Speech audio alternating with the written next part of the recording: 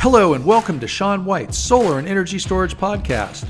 This podcast is titled Solar Energy Fundamentals Part 2. This podcast covers the effects of temperature and irradiance on PV voltage and current, and all different kinds of azimuth, which is what a compass reads, azimuth. Did you know that the magnetic North Pole is moving from Canada to Russia right now? It's a conspiracy. To have fun and to learn much more about solar and storage, go to solarsean.com.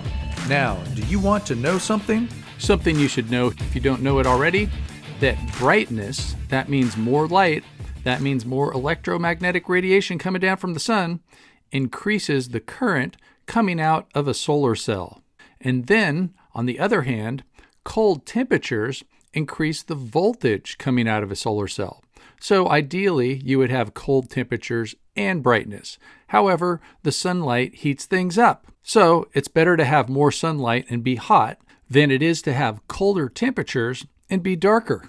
So when we're installing PV, we oftentimes think of airflow because airflow blows heat away. It's a good thing. However, we don't want to go overboard and start putting air conditioners on the back of PV modules because that would take more energy than we would get out of the PV.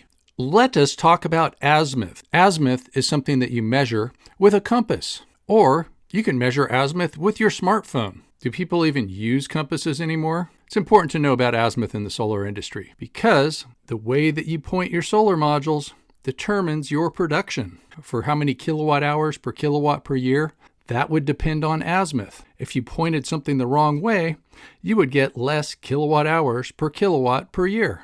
So the way that we start with azimuth is north is 0 degrees. But you could also say that north is 360 degrees because that's a full circle. I know that because I could still do a 360 on a skateboard. Sean White is just amazing. Then we go clockwise. East is 90 degrees. Then we go down to south, the way that we like to point our solar modules in the northern hemisphere.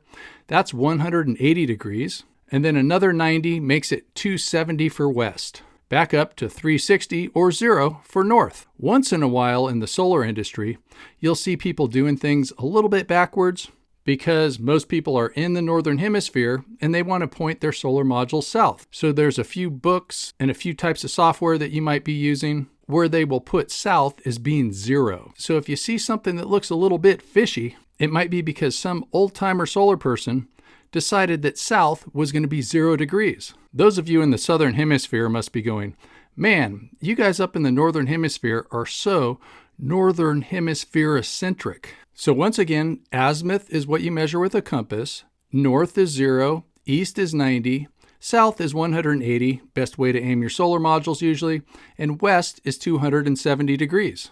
Okay, it's time to talk conspiracy theories now.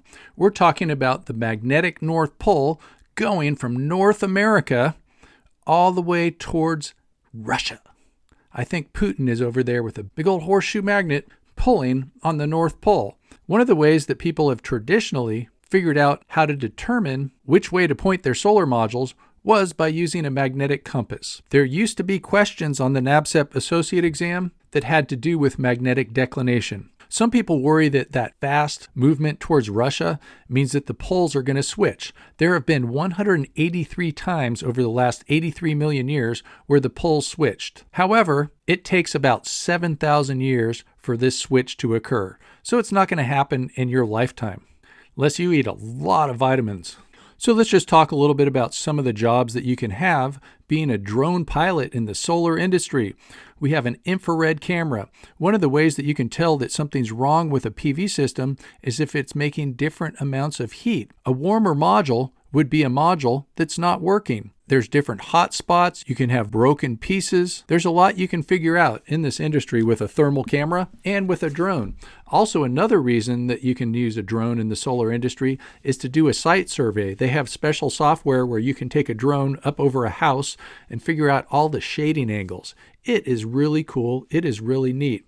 Another thing that I read an article about a few years ago was that Amazon took out a patent for drone installed solar. Can you believe that? Azimuth can be which way you point your solar modules. Azimuth can be what direction the sun is in.